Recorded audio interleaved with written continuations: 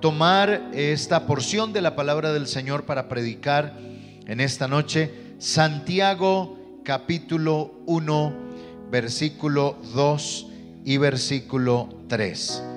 Santiago capítulo 1, versículo 2 y versículo 3. Espero que en casa lo esté buscando también. Y voy a leer estos textos.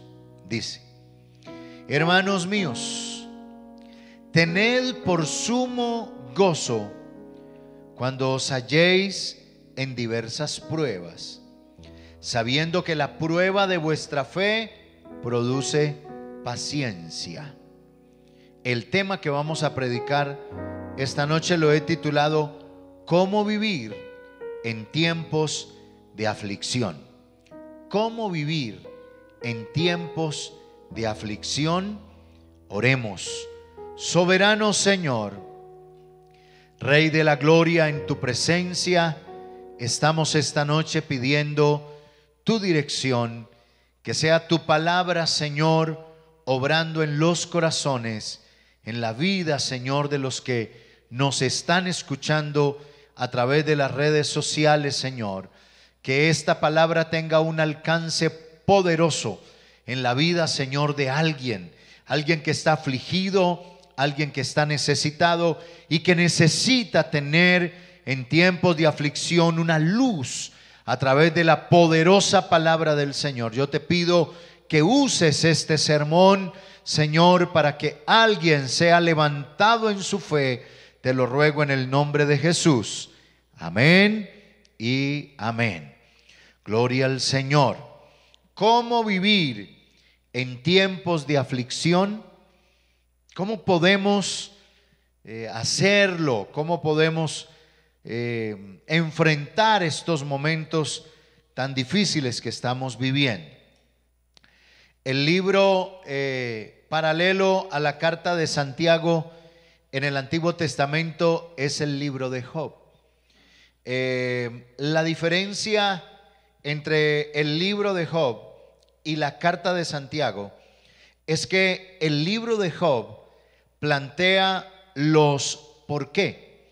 En el libro de Job, el planteamiento que hace el narrador o el escritor del libro es por qué sucede lo que sucede, el porqué de las aflicciones, el porqué de los problemas, el porqué de las dificultades. Pero Santiago en el Nuevo Testamento nos muestra no el porqué, sino el para qué. Y nos muestra el propósito de Dios en medio de las aflicciones. ¿Qué es lo que Dios quiere con nosotros a través de las aflicciones?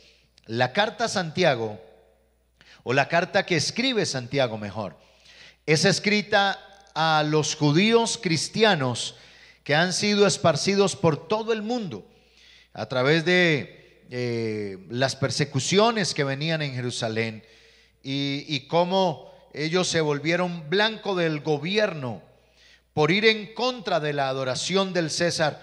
Entonces fueron esparcidos por todas las naciones del mundo y vino a ellos tremenda aflicción. En los lugares donde llegaban eran perseguidos, los lugares donde llegaban eran afligidos, eran azotados y en muchas ocasiones los mataban, porque la persecución era a muerte, era odio que le tenían a los judíos. Y el propósito de Santiago escribirles esta carta, que es conocida como una carta universal, es precisamente cómo vivir en tiempos de aflicción, animarlos y enseñarles cómo se puede vivir en tiempos de angustia, en tiempos de dolor, en tiempos de aflicción. Precisamente el primer capítulo nos muestra algunos principios que son muy importantes para poder entender un poquito esto de la aflicción, del dolor, de la angustia.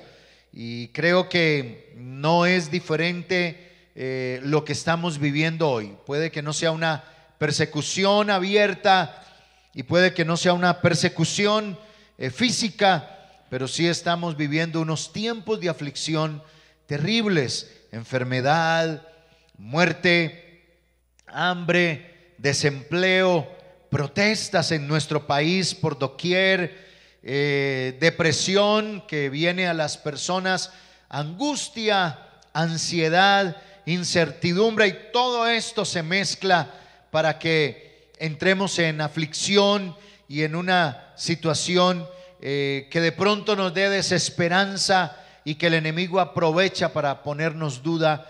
Pero qué lindo es nuestro Dios, que aparece con su palabra siempre para mostrarnos el camino que debemos seguir en los tiempos de angustia y de aflicción.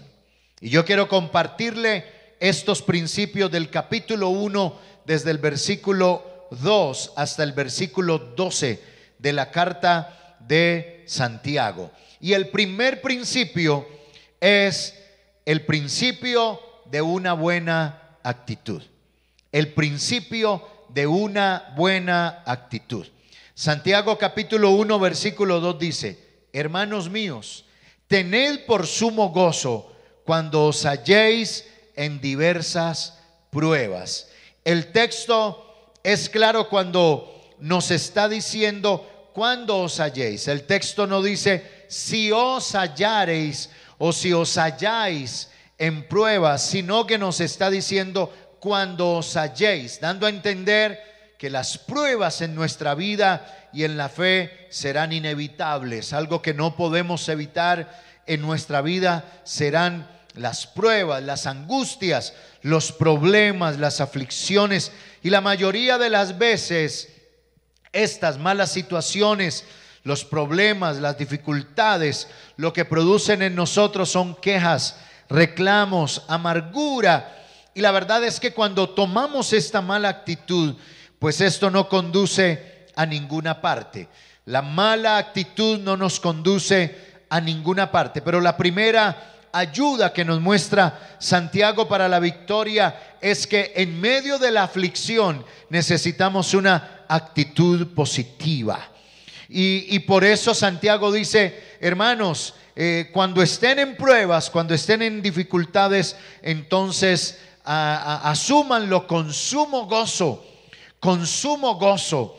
Y eso de tener sumo gozo no quiere decir estar conformes, volvernos simplemente conformes al problema o simplemente resignados. Entonces no nos resignamos que esto es así y tiene que ser así, sino que necesitamos la actitud correcta. Y la actitud correcta es el gozo, es tener gozo en medio de la dificultad. Y el gozo no es alegría, porque el gozo no es algo que produce usted. La alegría a usted se la produce alguna circunstancia, algo que le dijeron y lo alegró, algo que sucedió y lo alegró. El gozo no está determinado por una circunstancia, ni está determinado por un suceso. El gozo es algo que produce el Espíritu de Dios en nuestra vida y va más allá de la alegría. Es un estado, aleluya, permanente de conciencia de que la presencia de Dios siempre estará en medio nuestro y con nosotros. Y el gozo produce el segundo principio. Y el segundo principio es el principio de la perspectiva divina. ¿Cuál es la perspectiva divina en medio de la aflicción? ¿Qué es lo que Dios ve en medio de mi dificultad? Versículo 3 y versículo 4. Sabiendo que la prueba de vuestra fe produce paciencia, mas tenga la paciencia su obra completa, para que seáis perfectos y cabales, sin que os falte cosa alguna. Quiere decir que para hacer frente con gozo al sufrimiento y a la aflicción, hay que verlo desde el punto de vista de Dios. O sea, necesitamos la perspectiva divina. ¿Cómo lo ve Dios? ¿Cómo ve Dios el sufrimiento? Por eso el libro de Job lo que muestra es la perspectiva humana, lo que sentía Job lo que quería Job en medio de la aflicción era morirse. Él no quería otra cosa sino la muerte, porque la perspectiva para ellos era una perspectiva solamente humana. Lo que quería la esposa de Job era que él maldijera a su Dios y se muriera, porque ella no podía entender cómo un hombre podía soportar tanto problema y tanta dificultad. Pero además de la perspectiva de Job y de su esposa, estaba la perspectiva de los amigos de Job, que tampoco entendían lo que estaba sucediendo. Y la única manera, o lo único como ellos podían explicarlo, era que lo que estaba viviendo Job era una consecuencia de su pecado. Era porque Job se había portado mal. Y lamentablemente todavía tenemos hoy muchas personas que creen que alguna situación difícil en su vida es atribuida porque se portaron de alguna manera mal. Y muchos predican que seguramente hay un castigo de parte de Dios, y jamás va a ser así. Qué bueno que la carta a Santiago nos explica claramente no la perspectiva humana, sino la perspectiva divina. Podemos regocijarnos, es lo que dice Santiago. Podemos alegrarnos, podemos gozarnos, porque nos damos cuenta del plan y el buen propósito que tiene Dios para nuestras vidas. Por algo Jeremías capítulo 29 y el versículo 11 dice: porque yo sé los pensamientos que tengo acerca de vosotros, dice el Señor, pensamientos de paz y no de mal, para daros el fin que esperáis. No tenemos un Dios que está esperando que cometas un error para luego venir entonces a castigarte. No, Dios no te va a mandar un problema tan serio por culpa de una situación o algo que tú cometiste. No, cada prueba y cada dificultad, aleluya, será un plan y propósito que Dios tiene en nuestra vida. Y cuando vemos la perspectiva divina, cuando vemos lo que Dios tiene para con nosotros, el resultado es que lleguemos a la madurez. Es que ya no seamos niños, es que ya no seamos cristianos inmaduros, sino que lleguemos a una madurez tal que entendamos cuál es el plan y el propósito de Dios para nuestra vida. El tercer principio que nos enseña Santiago es el principio de la paciencia. El principio de la paciencia. Tenemos el principio del gozo, el principio de la perspectiva divina, pero tenemos también el principio de la paciencia. El versículo 4 dice: mas tenga la paciencia su obra completa, para que seáis perfectos y cabales, sin que os falte cosa alguna. Cuando nos damos cuenta de la perspectiva de Dios, entonces es posible que enfrentemos la aflicción con paciencia.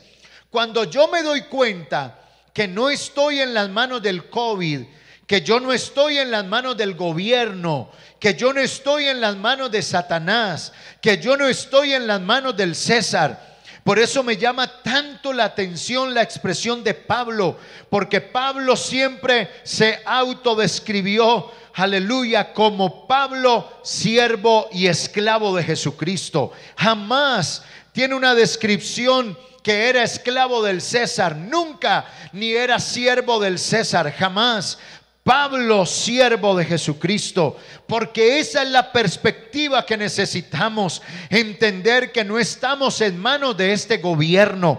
Qué bueno que alguien lo entendiera. No somos los que tenemos que salir a marchar. Hermano, usted no tiene que ir a una marcha para reclamarle nada al gobierno. Absolutamente un cristiano tiene que hacer nada en una marcha, para nada. Usted vive en otra dimensión. Usted y yo tenemos otro gobierno. Usted y yo tenemos otra manera de enfrentar los problemas. Si hay crisis en Colombia, nosotros tenemos un Dios soberanamente poderoso que nos puede ayudar en medio de cualquier dificultad y de cualquier crisis. Deja a los que no tienen esperanza que marchen, pero tú y yo tenemos un Dios maravilloso que nos va a ayudar en medio de toda aflicción.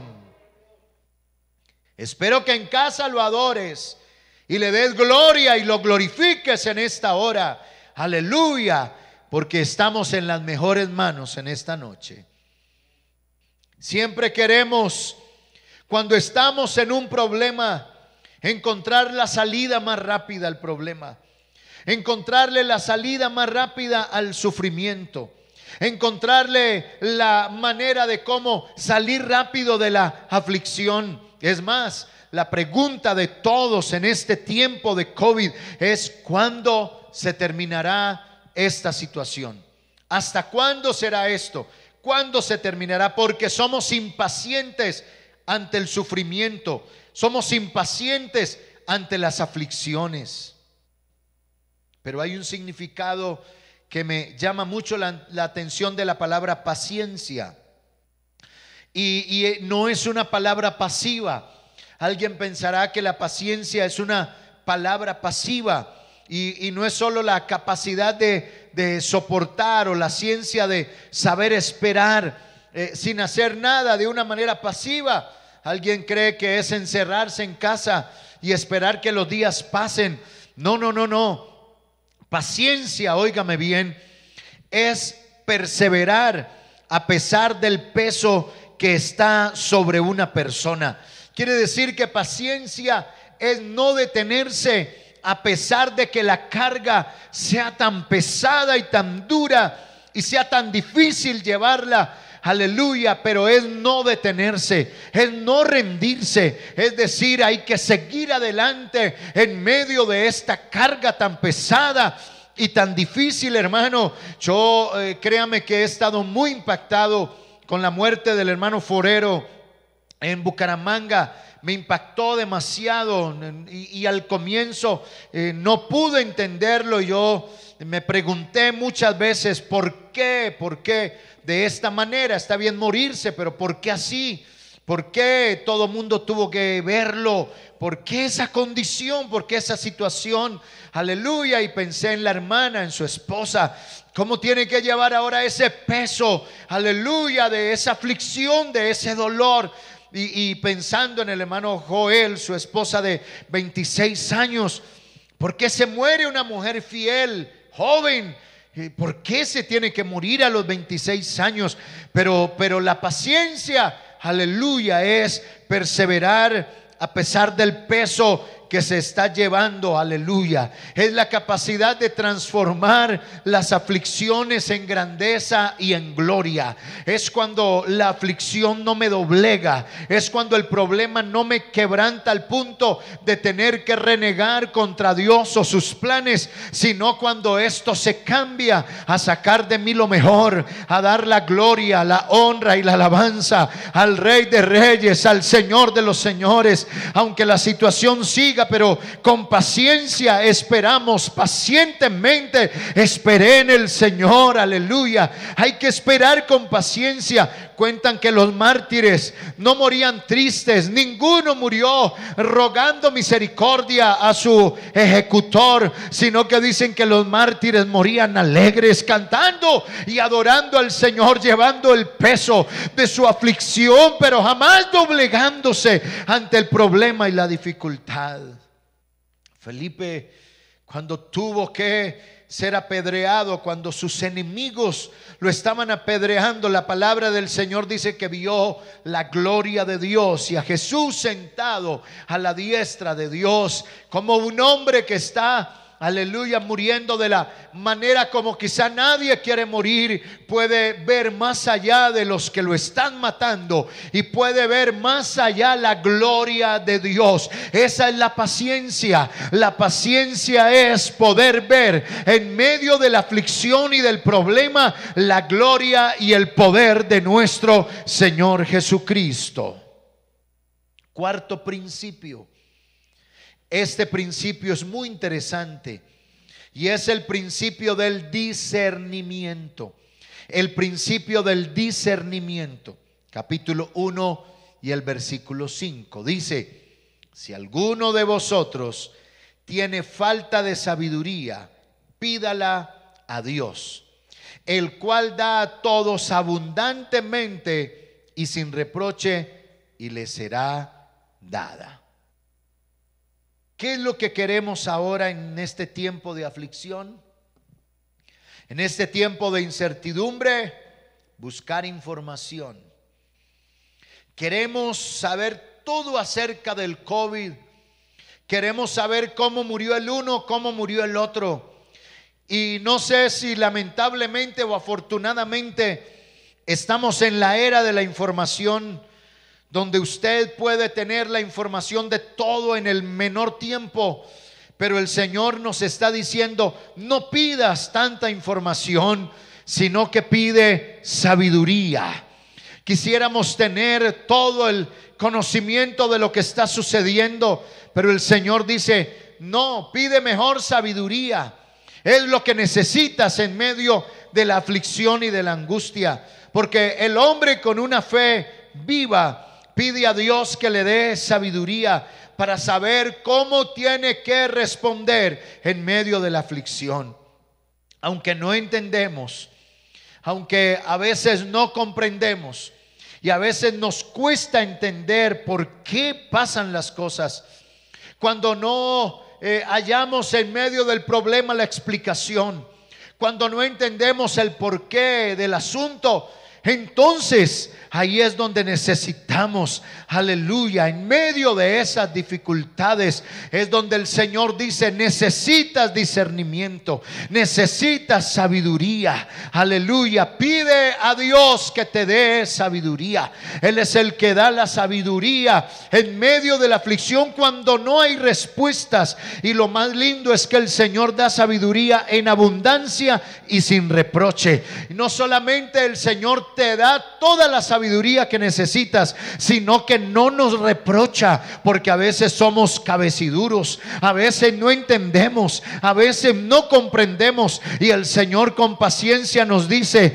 no importa, arrodíllate y yo te explicaré las veces que sean necesarias. No te voy a reprochar, te voy a dar sabiduría para que entiendas qué es lo que estoy haciendo y por dónde los estoy pasando. Iglesia, yo estoy más que seguro que este no es un capricho de Dios, este es un propósito de Dios, porque créame que muchos se nos han quedado en el camino. A muchos como pastor he tenido que llamar: hermano, no ha vuelto, hermano, lo hemos extrañado en el culto, hermano, ¿por qué no ha vuelto a la iglesia? Y muchos se han desentendido, aleluya, pero hay unos que han entendido el plan de Dios y el propósito de Dios, y Dios les ha dado sabiduría para entender que este no es tiempo de relajarnos, este es tiempo de hoy más que nunca buscar la presencia del Dios Todopoderoso, porque aunque no entendamos por qué se mueren los pastores, las esposas, los hermanos y el mundo entero se está muriendo, si entendemos que la venida del Señor está muy cerca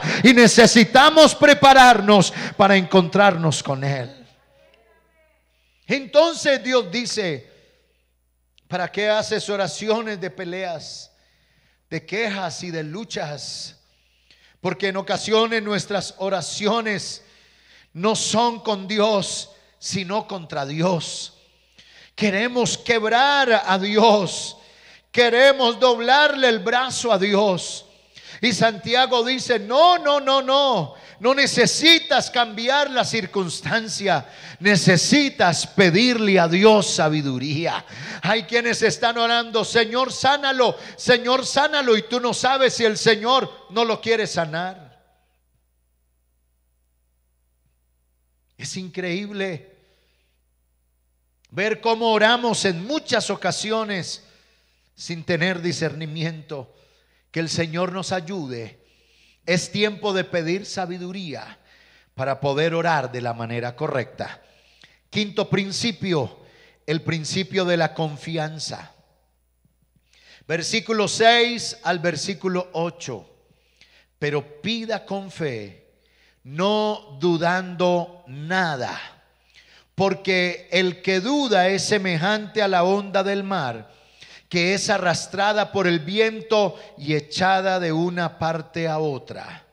No piense pues quien tal haga que recibirá cosa alguna del Señor. El hombre de doble ánimo es inconstante en todos sus caminos. Lo primero que hacemos cuando estamos en aflicción es dudar. Lo primero que viene a nuestra vida cuando estamos en crisis es dudar. Lo primero que pasa cuando viene el problema es la duda.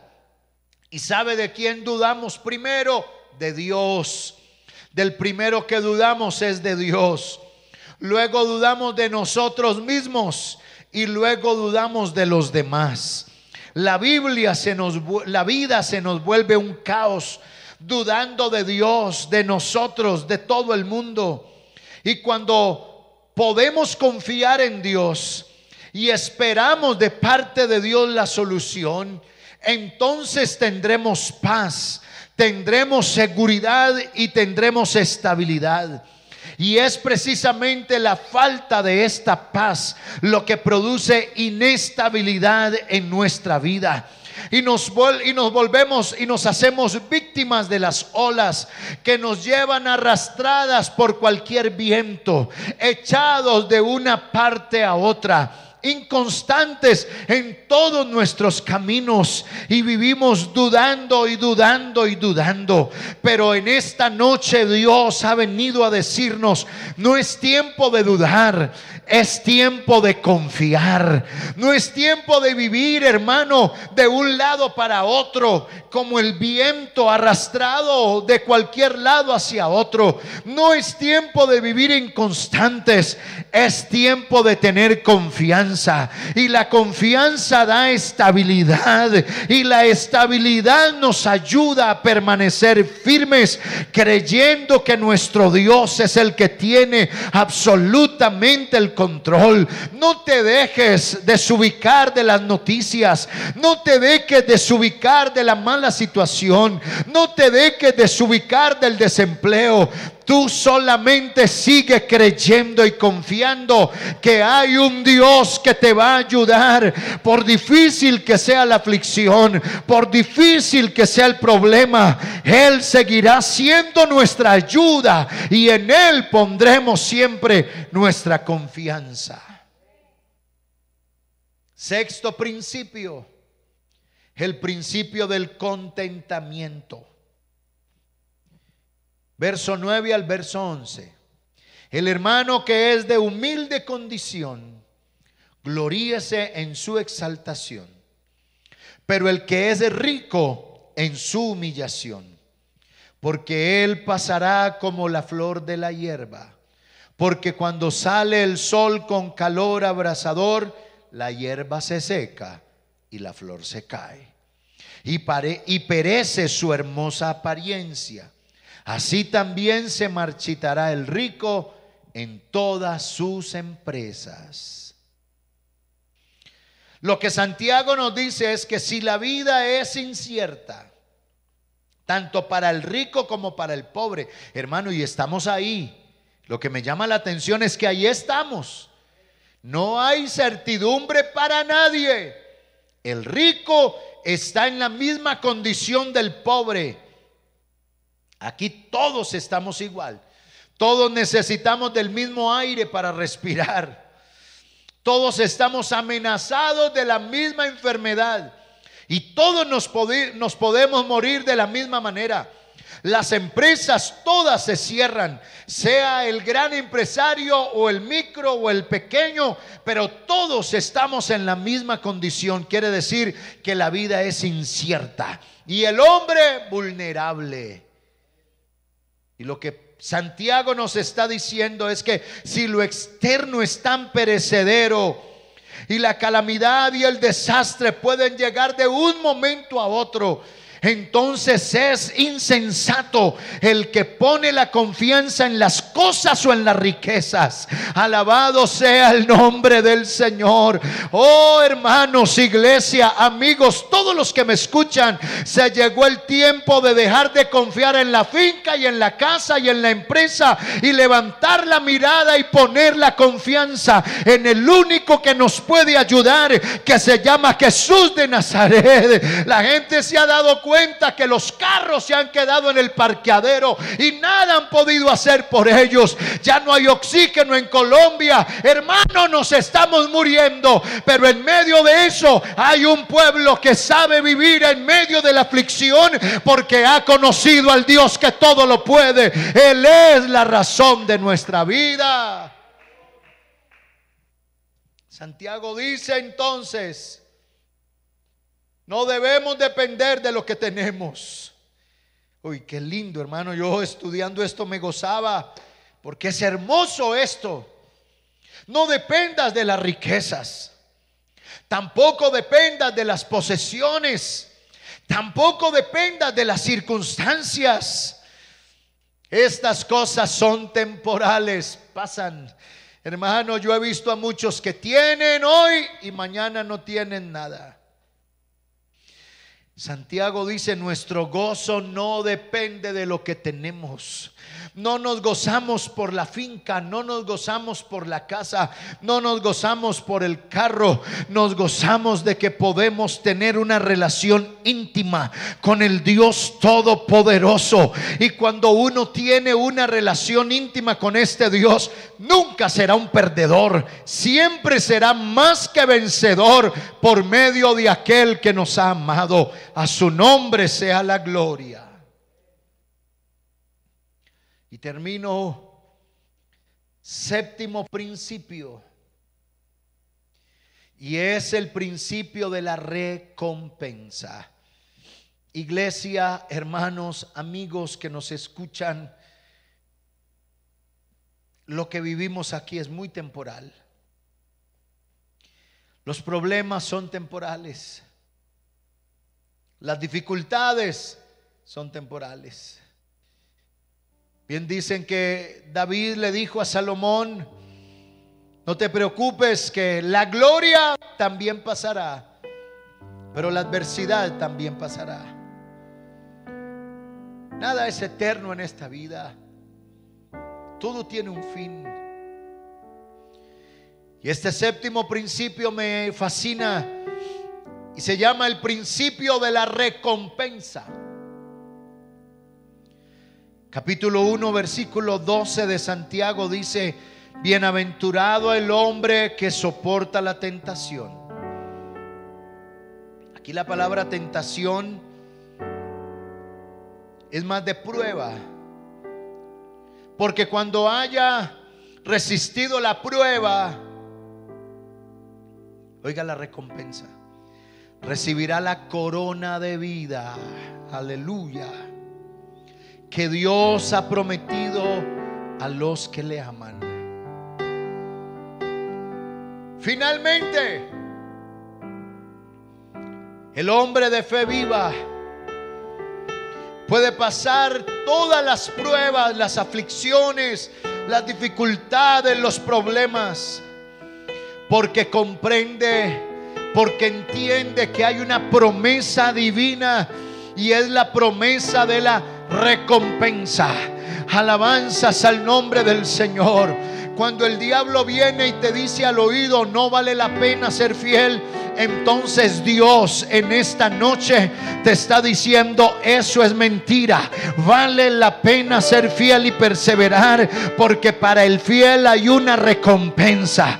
Quiere decir, aleluya, que después del sufrimiento, que después del dolor, hay un premio que Dios nos ha prometido, y se llama que vamos a recibir la corona de vida. Por eso vengo a decirle, vale la pena perseverar, vale la pena seguir adelante, vale la pena luchar en medio de la aflicción, vale la pena enfrentar los problemas, vale la pena enfrentar aquellas cosas que no entendemos. Pero sí vengo a decirle, lo seguro seguro es que hay una recompensa, y la recompensa se llama la corona de la vida. Aleluya. A su nombre sea la gloria. A su nombre sea la gloria.